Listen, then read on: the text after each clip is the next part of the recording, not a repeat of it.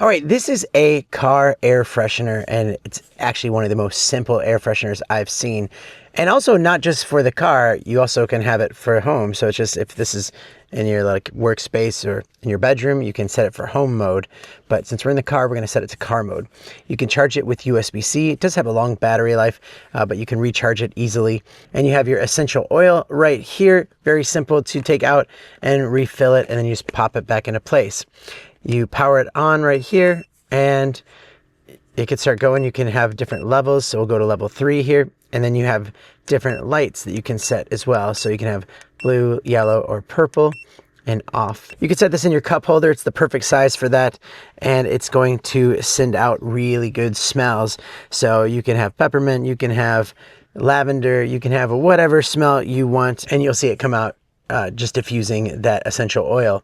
So it works great, smells really good. I highly recommend it, and thanks for watching.